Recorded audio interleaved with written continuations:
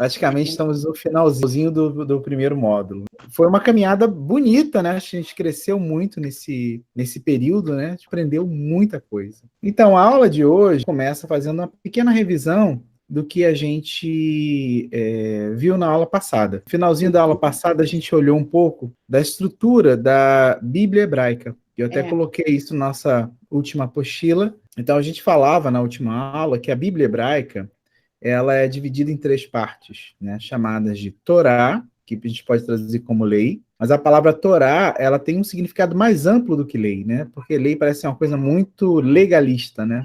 Torá também significa caminho, orientação para a vida, direcionamento, ensinamento, então a palavra tem um significado mais amplo do que lei, né, para evitar também um pouco dessa visão mais legalista, tem um amplo aí de possibilidades. Então, Torá, mas geralmente a gente escuta Torá sendo traduzido como lei. Então vamos colocar essa palavra como referencial, lembrando que não se limita só à palavra lei. Então, Torá.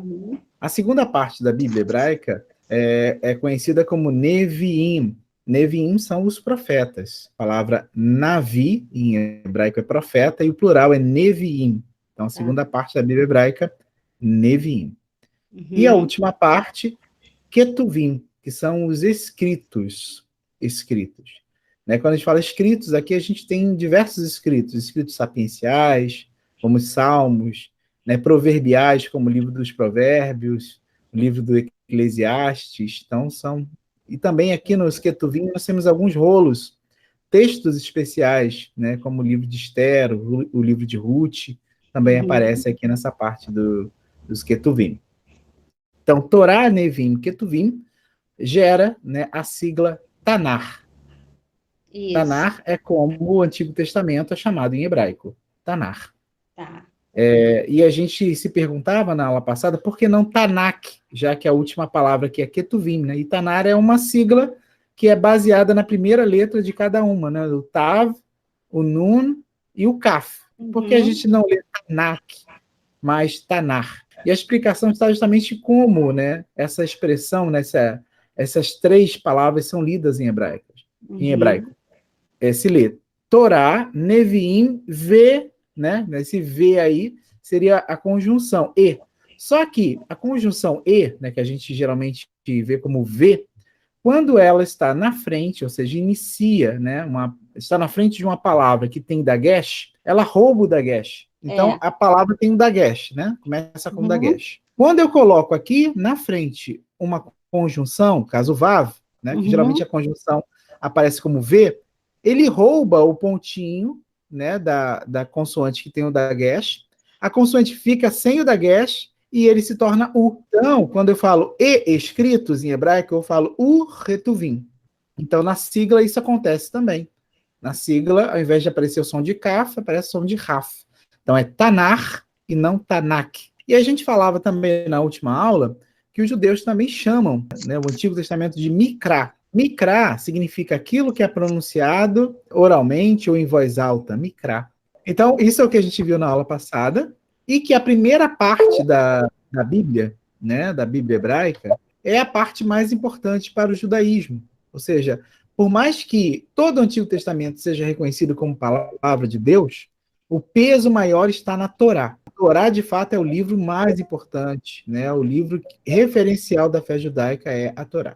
E a Torá, ela tem 5 livros, né? Esses livros correspondem ao que nós chamamos de Pentateuco. São os 5 primeiros livros da Bíblia. Aí eu tinha colocado a frase A Sfarim Shel HaTorá, que significa os livros esse Shel significa da Torá. Isso significa que cada livro em hebraico tem o seu nome. Só que o nome em hebraico não é o mesmo do nosso nome, né, do nome das nossas traduções. Os nomes que a gente tem das nossas traduções, elas são uma derivação da tradução do Antigo Testamento para o grego, né?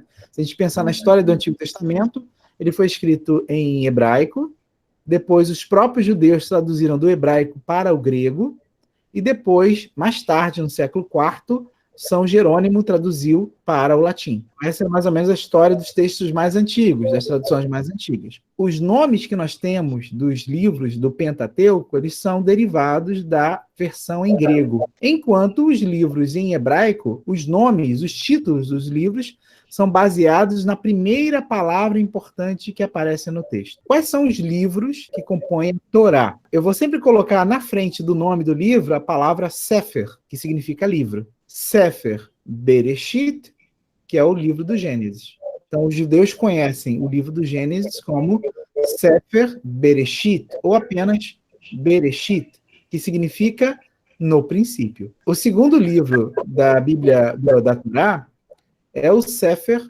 Shemot. Shemot, em hebraico, significa nomes, e corresponde ao nosso livro do Êxodo. O terceiro livro, nós conhecemos como Levítico, em hebraico é o Sefer Vaikra. A palavra Vaikra significa e chamou, e clamou. Depois, o quarto livro, que nós conhecemos como livro dos Números, em hebraico é Sefer Bamidbar. Midbar, em hebraico, significa no deserto. Por último, né, o livro que nós chamamos de Deuteronômio, os judeus chamam de Sefer Devarim. Devarim, em hebraico, significa palavras. Então, os judeus chamam o livro do Gênesis de Bereshit, no princípio, Êxodo, Shemot, nomes, Vaikra, que é Levítico, em hebraico, e chamou, e clamou, Números, Bamidbar, no deserto, e Deuteronômio de Devarim, palavras. Sefer Bereshit, Sefer Shemot, Sefer Vaikra, Sefer Bamidbar, Sefer e agora Devarim. Isso, Sefer. Devarim. Devarim, exatamente. Então, gente, e aqui tem, de uma forma bem bonita, né, uma caligrafia bem estilizada, os nomes dos 5 livros da Torá. Notem que aqui está escrito sem vogal, mas a gente agora já conhece, dá para mais ou menos entender, mesmo sem vogal, olha. Bereshit, no princípio, Shemot, nomes, Vaikra, e chamou, Bamidbar, no deserto, e Devarim, palavras. Então, hoje a gente começa, né, nossa final, né, do módulo 1. E qual é a proposta, né? A proposta é a gente ler palavras. Só que essas palavras que eu escolhi para a gente ler, praticar, elas são palavras tiradas dos livros da Torá, que, na verdade, a maioria delas são nomes de pessoas ou nomes próprios, ou nomes de lugares, para que a gente possa praticar a leitura. Então, aqui tem muitas palavras. Todas as palavras que estão aqui, que a gente vai estudar na aula, também estão na última apostila. Então, dá para fazer tudo isso. E a minha orientação é, na medida em que a gente vai fazendo, né, a leitura e a tradução, que você possa anotar, né, durante essa aula a tradução ou os nomes em português, para depois, quando vocês voltarem na apostila, vocês já podem anotar na apostila, nos espaços que tem depois de cada palavra. Não coloquei a tradução, nem o significado das palavras, justamente para a gente fazer o exercício de leitura, né, e não olhar do lado, né, a tradução. Durante a aula a gente lê, anota aí, depois quando você for para a apostila, você vai fazendo as suas observações lá, tá bom? Quem gostaria de começar a leitura? Adão. Adão é o nosso Adão. É muito interessante a palavra Adão, para nós é um nome próprio, né, Adão, né? Mas em hebraico, Adão é uma composição de palavras. Então, a palavra Adão, na verdade, é o ser vermelho como a terra, né? É a terra que tem a cor vermelhada como sangue, que eu piso, né? Então, olha só o significado profundo, né, do nome Adão. É muito bonito, gente, porque em hebraico faz todo sentido, né? A narrativa conta justamente que esse homem é formado do barro, né, dessa terra vermelha, né? O Deus aparece como um Deus que vai moldando, né, como um olheiro, o ser humano. Então, quando a gente escuta em hebraico Adão e entende que Adão veio da terra, veio do sangue, veio do vermelho, a gente entende que o nome faz todo sentido. Em português, Adão não significa nada, é só um nome próprio, Adão, né? Em hebraico, Adão tem todo o significado. É muito bonito isso, né? Então, a gente começa a perceber como o hebraico fala mais do que as traduções, né? Então, Adam. Adam, ora a gente traduz como nome próprio Adão, e ora a gente traduz como ser humano. Geralmente, quando ele aparece com um artigo, a Adam, ele significa o ser humano, e não o Adão. Quem quer ler a segunda palavra? Eu vou dar uma dica, é irmão de Moisés. Moisés. Olha Aaron. isso, Aaron. a Arona, que é um Ozinho no final. A Aaron. A Aaron significa a Arão, né? A gente traduz como Arão, que é o irmão de Moisés. A Aaron. A Aaron. Tem um Então, significado, professor? O nome tem. dele? Aaron está ligado à palavra arca, né? Ou aquilo que é guardado Ai, em que hebraico. lindo, gente. Depois, Enoche. isso, Enosh. Enosh. Enosh. Então, nós traduzimos como Enoque, mas em hebraico é Enosh. Enoque. É um dos personagens que aparece também no livro do Gênesis. Enosh. Vamos tentar isso aqui? Efraim. Isso, Efraim. Efraim é o nome de um dos filhos de Jacó e que depois se tornou o nome de uma das tribos também de Israel. Então, repetindo aqui, eu tenho Adam, Aaron, Enosh. São dois A's aqui, tá, gente? É Aaron, tá? Aaron, Enosh, Efraim. Vamos adiante. Essa fácil. Caim! Isso, Caim. Essa tá fácil. Lembrando que em hebraico é com o nun no final. O som é de N, não de N, tá? Caim. Caim. Caim é o ferreiro. Caim. Ah, é? É. Tem até uma história no livro do Gênesis que é a partir de Caim que começam a aparecer a ideia daqueles que constroem com metal, uso do metal, né? Que é uma referência à questão dos instrumentos, tanto de colheita quanto de guerra, né? Então tem uma referência. E aqui, ó, a palavra segolada, quem quer ler? Evel. Isso, Evel. A acentuação está aqui na primeira sílaba, né? Evel. Evel, com um som de V de vaca. Evel é o nome próprio de Abel. Abel, que é irmão de Caim, todo mundo conhece a história, né? Que é morto por Caim, né? E a palavra Evel significa algo que não tem consistência, algo que é assim, passa rápido, né? Algo que não tem muita permanência. Inclusive, é fugaz. Isso, ótimo, fugaz. Nossa! Fugaz. Tanto que quando a gente tem... todo mundo conhece aquele livro, o início do livro do Eclesiastes, onde ele diz vaidade das vaidades. Né? Na verdade, não é vaidade, né? O hebraico diz Evel Avalim.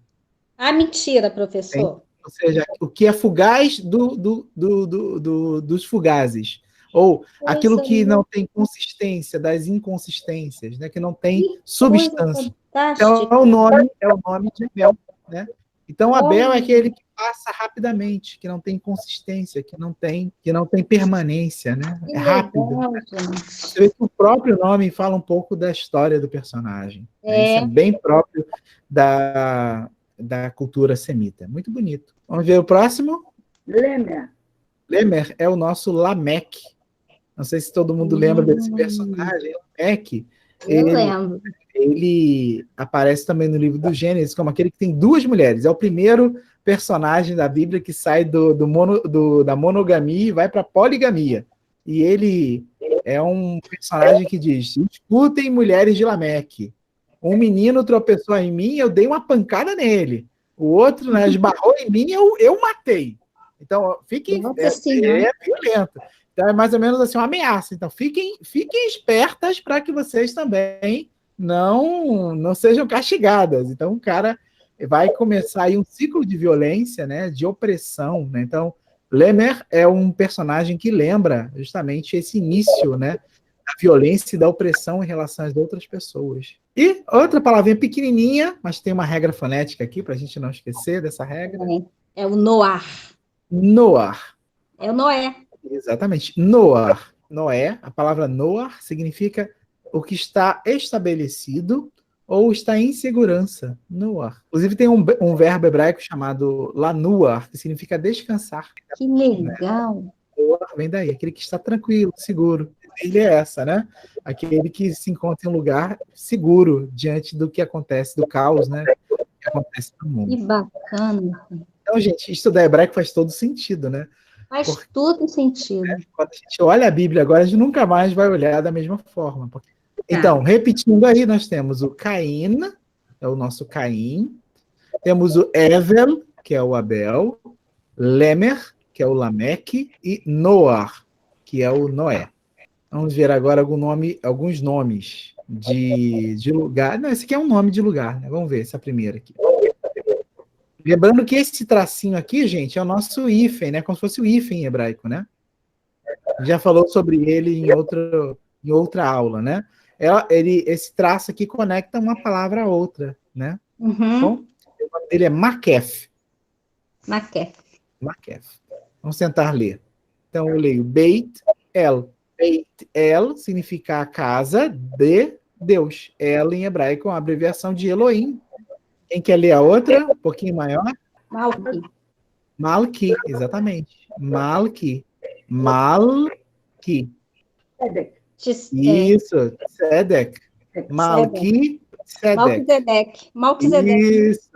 A gente traduz como Melquisedeque em português, Melquisedeque. né? A gente traduz como Melquisedeque. Em hebraico é Malki Tzedek.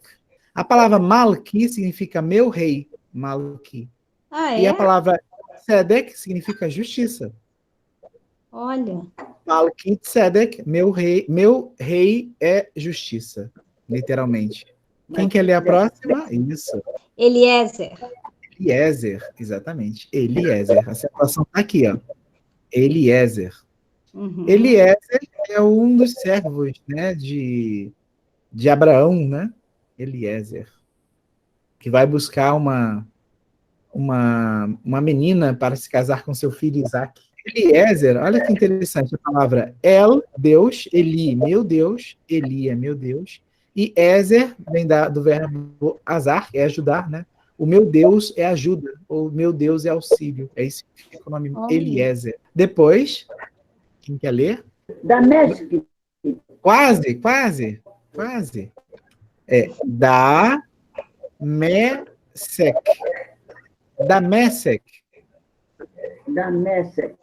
Damasek é um lugar, é Damasco. Então temos aqui Beit El, Betel, Malki Tzedek, Melquisedeque, Eliezer, a gente traduz como Eliezer mesmo, ou Eleazar, algumas bíblias traduzem como Eleazar também. Damasek, Damasco. Beit El, Malki Tzedek, Eliezer, Damasek. Esse nome que é muito conhecido, né, na Bíblia hebraica. Avram. Avram é Abrão. Uhum. A gente tem que lembrar que Abraão ele tem dois nomes, vamos dizer assim, né? Ele tem um momento, né, o início da sua caminhada, ele é chamado de Abram, né, em português, né? Em hebraico, Avram. Uhum. E em determinado momento o nome dele muda, olha. Abraão. Isso, exatamente. O que aconteceu? Apareceu aqui, ó, o rei no meio dele. E aí a gente pergunta, mas por que essa mudança, né? De Avram para Avraham. Tem muitas explicações, né? Uma explicação que eu acho bonita é que essa letra rei é uma das letras que compõem o nome de Deus. É como se Deus tivesse entrado no meio da vida de Abraão, olha. Aham, que lindo, hein? É uma explicação bonita, né? Lindo. Então, rei é uma das letras do nome de Deus que entrou aí no meio do nome de Abraão. Deus começa a fazer parte da vida de parte de Abraão. Outra explicação rabínica também é que é a palavra que esse rei pode vir da palavra arbê, que em hebraico significa muito, arbê, da ideia de que ele, a partir do momento que muda de nome, ele se torna o pai de uma grande descendência, de uma multiplicidade de pessoas. Então, depende da interpretação, não tem uma interpretação única, né? Alguns dizem que é por causa do nome de Deus, outros dizem que é por causa da palavra Arbe, que significa muito. O fato é que Avram passa a ser chamado de Avraham. Muito bonita essa mudança. Lindo, né? Avraham. Próxima. Lot. Lot. Exatamente. Olha! Lot. Quem é Lot, gente? Alguém sabe dizer quem é Lot? Sobrinho de Abraão. Exatamente, é o sobrinho de Abraão, né? Geralmente nas nossas traduções ele aparece como Ló apenas, né? Ló. Mas em hebraico é Lot. Lot. Próxima palavra, gente, essa palavra aqui é muito interessante. Quem gostaria de ler? Mitzrayim. Mitzrayim é um nome próprio de um lugar. Alguém saberia dizer que lugar é esse? Mitzrayim. Mitzrayim é o Egito. Nossa Senhora, nunca pensei. Nada a ver com o Egito, Nada né? a ver. Em hebraico, o Egito é Mitzrayim. Então a gente tem aqui Avram, Avraham, Lot, Mitzrayim. Então, Ismael, lembrando que Ismael é o primeiro filho de Abraão, né? E ele não é o filho prometido por Deus, ele é o filho da tentativa de Abraão dar resposta ao problema dele. Abraão queria ter filhos e não conseguia. Então ele acaba tendo um relacionamento com uma serva, Agar, e desse relacionamento nasce Ismael. Seria o seu primeiro filho, porque não foi, de fato, o filho da promessa, né? O filho da promessa vai nascer da sua esposa, Sara, que é Isaac. E só uma coisa interessante, segundo a tradição oriental, Ismael vai ser o pai dos povos que moravam na Península Arábica. Ou, em outras palavras, Ismael é o pai dos árabes. Quem lê a próxima palavra? É então o vamos lá. Yitzhak. Precisa falar isso. Não, em hebraico não é Isaac, em hebraico é Yitzhak. Para você pronunciar corretamente o nome do filho de Abraão, você tem que rir. Yitzhak. Aquele que ri, né? Exatamente. E é justamente isso que é interessante desse nome, né? O nome de Isaac é um nome que, na verdade, significa ele rirá. Yitzhak.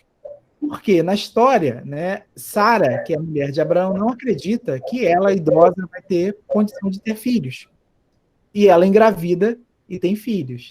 E quando ela escuta que ela vai engravidar, ela ri disso. Isso é uma loucura. Eu nunca vou conseguir engravidar. Então ela ri. Então, para lembrar que ela foi incrédula e riu, o nome do filho dela vai ser Ele Rirá, para lembrar para ela também que ela riu de incredulidade, mas também é bonito porque ela vai rir de felicidade, né, de ter na velhice um filho nos braços. Isso é muito bonito também. Depois, quem pode ler? Betuel. Depois, nome importante agora. Pois é, mas eu nunca ouvi essa palavra, professor. Essa palavra, essa que eu estou marcando agora, ou Betuel? Não, de baixo mesmo. Vamos tentar ler, então. É o Rivka. Rivka. Mas eu nunca ouvi falar. Rivka. Rivka é a Rebeca. Rebeca. Rebeca vai ser uma personagem muito importante, né? Então, enquanto Betuel tem a ver lá com os parentes, né? Com a questão do parentesco de Abraão, da descendência de Abraão, aquela coisa, né? É filho de Betuel, aquela coisa toda. Rivka, Rebeca, né? Ela vai se tornar a matriarca do povo judeu, né? Ela vai se casar com Isaac e a partir daí começa, de fato, a história, né, da multidão que vai se tornar o povo de Israel, a partir desse casamento improvável entre Yitzhak e Rivka, né? Isaac e Rebeca. Né? Muito bonito. E daí vai nascer um filho, né? Na verdade, vão nascer 2 filhos desse casamento. Um desses filhos é esse aqui, esse camarada aqui. Quem é? Esav.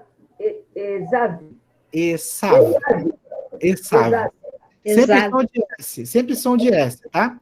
O Sin e o Summer sempre tem som de S, nunca de Z. Esav. Esav. Nossa. Esav é o nosso Esaú. Então temos aqui o Ismael, Yitzhak, Betuel, Rivka e Esav. Lembrei uma coisa legal do nome Ismael, né? Ismael também pode significar Deus escutará. Ele e a mãe são expulsos do acampamento de Abraão. E a mãe tem que ir embora, atravessando o deserto.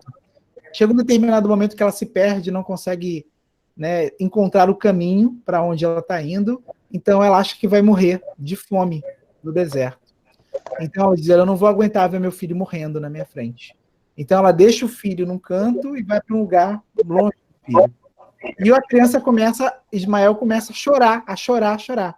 E Deus, segundo a história do Gênesis, Deus escuta o choro de Ismael e ele, então, providencia, né, água e alimento, né, milagrosamente. E eles conseguem atravessar o deserto. Então, tem a ver com essa história. Outro personagem muito importante. Yaakov. Yaakov. Yaakov. Quem é o Yaakov, gente? É o Jacó. Exatamente. Do casamento lá de Isaac e Rebeca, Yitzhak e Rivka, desse casamento, nasceram 2 filhos, Esaú e Jacó, Esav e Yaakov. Então são os 2 filhos. Sendo que, não sei se vocês conhecem a história, eles são gêmeos. Segundo a história, Esaú e Jacó, no ventre da mãe, brigavam o tempo todo. O negócio já não dava certo desde o ventre materno. E aí, quando ela foi ter o filho, né, quando eles nasceram, quem saiu primeiro foi Esaú. Esaú foi o primogênito, ele nasceu primeiro. E Jacó veio agarrado no calcanhar do irmão. Então, ele veio lá com a mãozinha agarrado no calcanhar, nasceu depois. E aí o nome dele, Yaakov, significa aquele que segura o calcanhar. É isso que significa Yaakov. A palavra calcanhar em hebraico é Akev. Mas esse nome, curiosamente, é um nome tem uma característica pejorativa. No Oriente, quem segura ou quem fere o calcanhar do outro é uma espécie de traidor ou oportunista. Então, Yaakov, ele aí, desde o nascimento, ele tem uma característica de estar agarrando no calcanhar do irmão. Isso indica uma rivalidade entre os dois, entre Esaú e Jacó, e ao mesmo tempo a ideia de que Jacó vai trapacear o tempo todo seu irmão Esaú. Ele vai trapacear até roubar a bênção do irmão, entre aspas, roubar a bênção do irmão. Mas ele vai ser um grande trapaceiro na história, né? Ele vai sempre levar vantagem em relação às outras pessoas. Mas, no fim das contas, esse nome não vai combinar bem com o personagem, porque é um nome pejorativo. Em algum momento da história, o nome dele vai mudar. E aí, ele vai se transformar em, quem sabe? Israel. Israel, exatamente. Então, em algum momento da história, o nome Yaakov vai sumir, e ele vai ser batizado, entre aspas, com outro nome, Israel. Ele vai ser o pai das 12 tribos de Israel. Yaakov, ele era apaixonado por uma mulher. Quem é? Rachel. Isso, Rachel. Rachel. Rachel é a nossa Raquel. Rachel. Yaakov fica perdidamente apaixonado a primeira vez que vê Rachel. E o pai de Rachel é um homem muito ganancioso, e ele diz, olha, eu vi que você está apaixonado pela minha filha, mas você não tem dinheiro nenhum. Porque ele está fugido, né? Ele foge, porque Esaú fica com muita raiva dele, porque ele roubou a bênção e aquela coisa, ele foge. E ele chega na casa lá do tio, distante, e ele se apaixona pela filha dele, do tio. E o tio, oportunista, diz, olha, eu vejo que você quer casar com minha filha, mas você não tem dinheiro. Então, eu vou fazer uma proposta para você. Você vai trabalhar para mim 7 anos e depois eu te dou a mão da minha filha. Aí ele aceita, trabalha 7 anos. E no dia do casamento ele é enganado, ele é trapaceado. Ele que trapaceou o irmão acaba sendo trapaceado. E então, o que acontece? Ele acaba se casando com a irmã mais velha sem saber, porque as mulheres entram todas, né, no casamento com todas paramentadas, inclusive o rosto.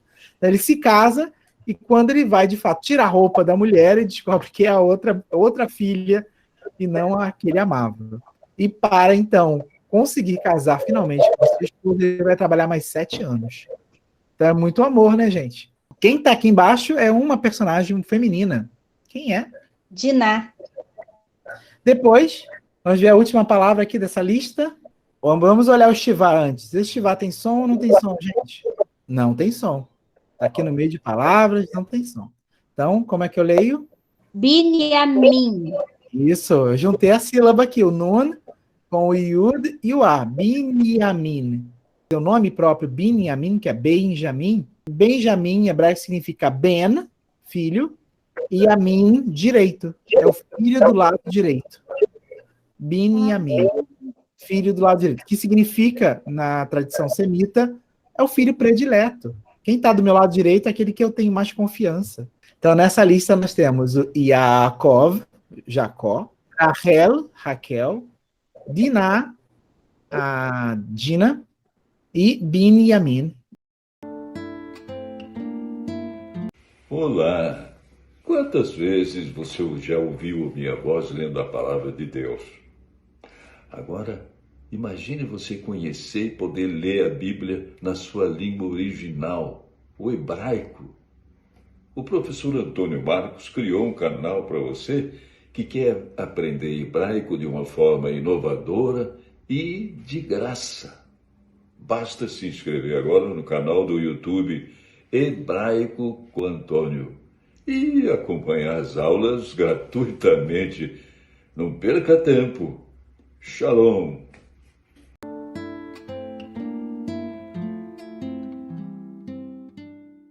Ah, sim, gente. Vamos só dar uma pausa cultural. De vez em quando eu faço isso, né? Tá no meio da aula, pausa cultural. Então, uma pausa cultural agora é para falar um pouco sobre o valor numérico das letras, né? Nós já sabemos o valor numérico. Cada letra tem um valor numérico. Aqui nessa tabelinha, né, pequenininha aí, mas só para a gente entender, né? Na primeira linha dessa tabela aqui, eu tenho as consoantes na ordem alfabética, né? O Aleph, Bet, Gimel, Dalet, Rei, Vav, Zain, Het, Tet.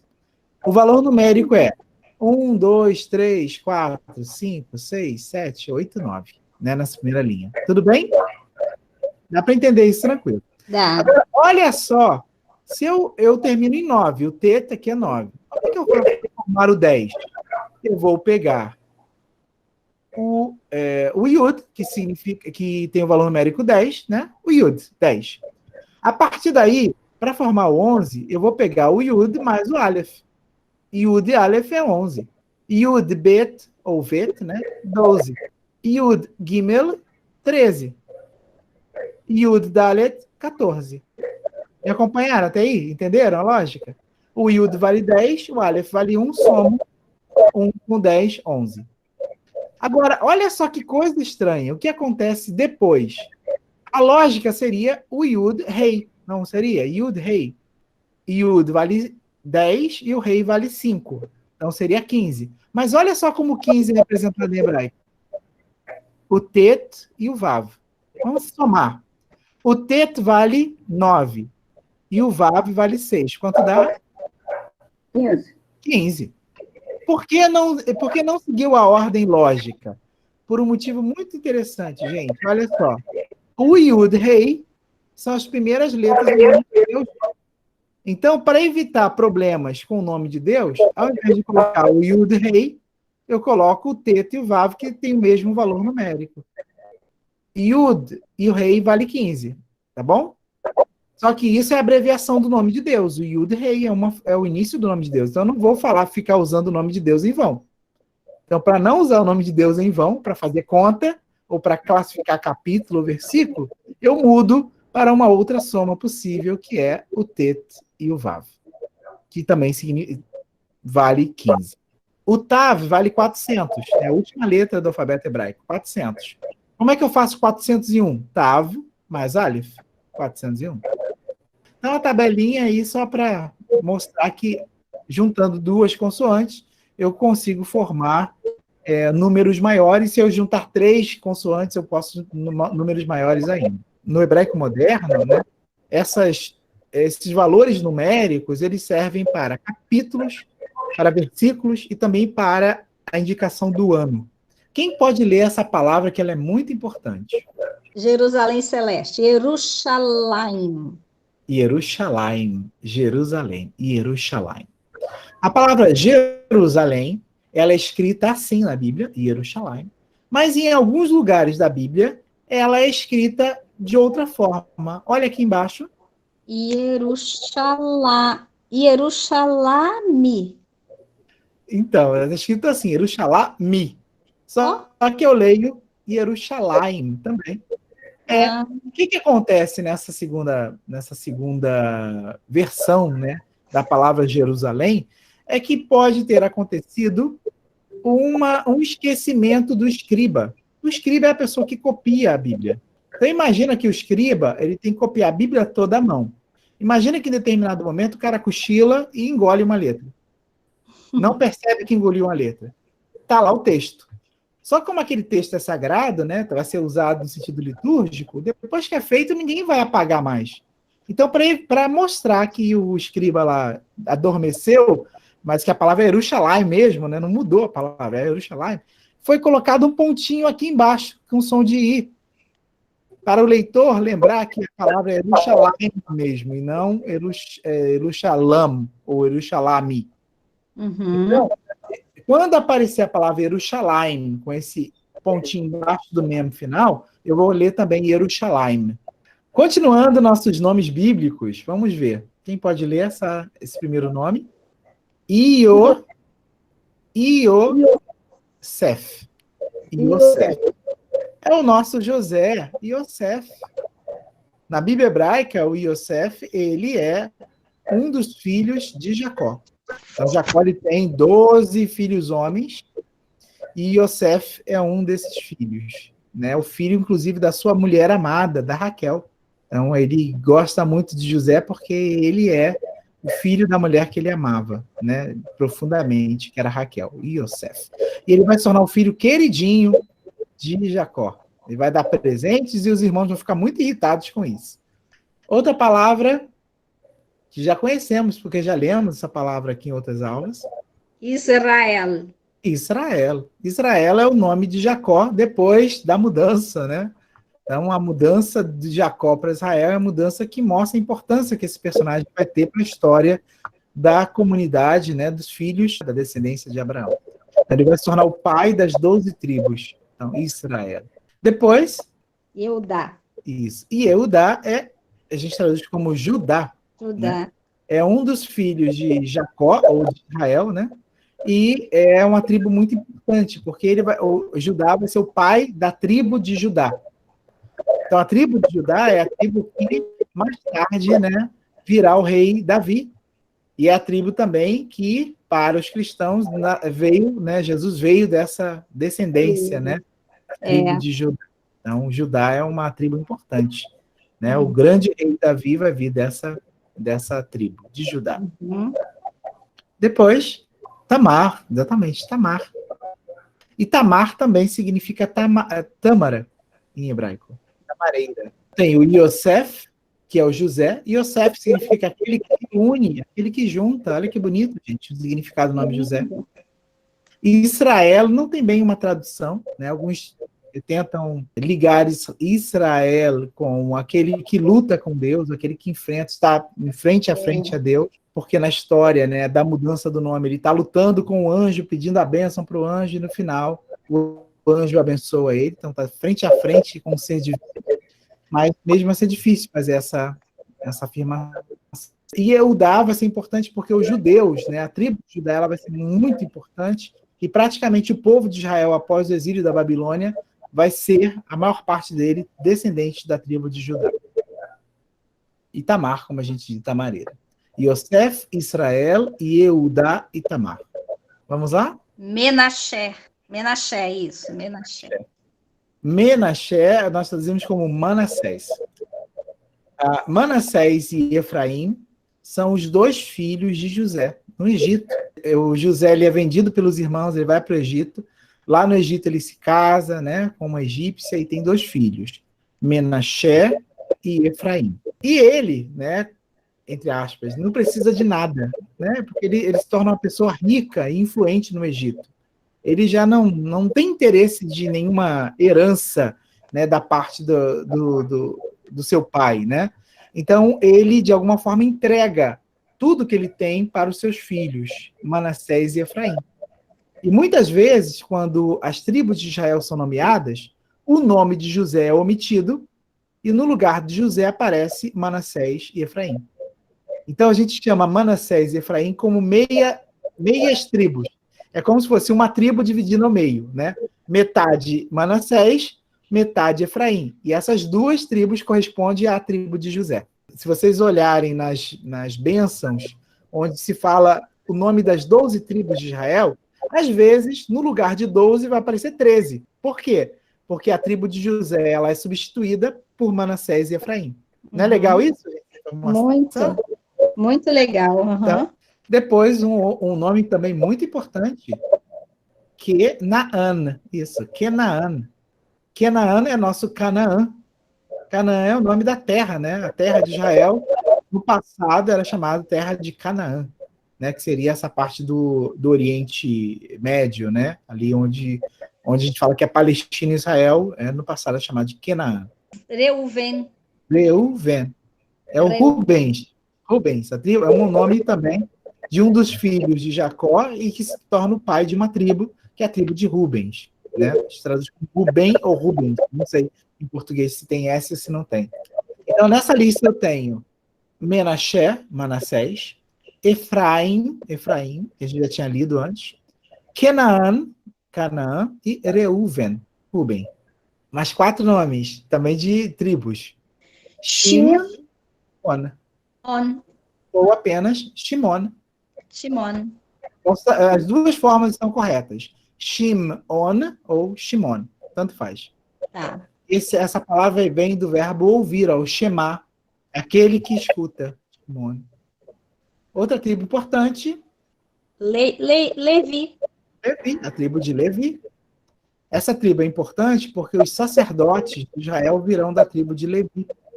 E um personagem mais importante da Torá também vem da tribo de Levi. Quem é esse personagem? De Levi? Moisés, ele vem da tribo de Levi. Por isso que ele, né, tem uma função sacerdotal também, por muitos capítulos do livro do Êxodo, do livro dos Números, ele assume a função sacerdotal, do sumo sacerdote. Até o momento que essa função é transferida para o irmão dele, Arão, que também é da tribo de Levi. Então, são os sacerdotes de Israel vão nascer dessa tribo. Existe uma curiosidade em relação a essa tribo de Levi. A tribo de Levi é a única tribo que não ganhou terra na divisão territorial.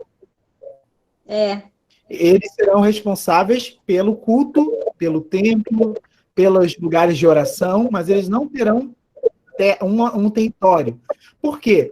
Eles poderão circular em qualquer um dos territórios, eles terão os seus direitos assegurados pelas outras tribos.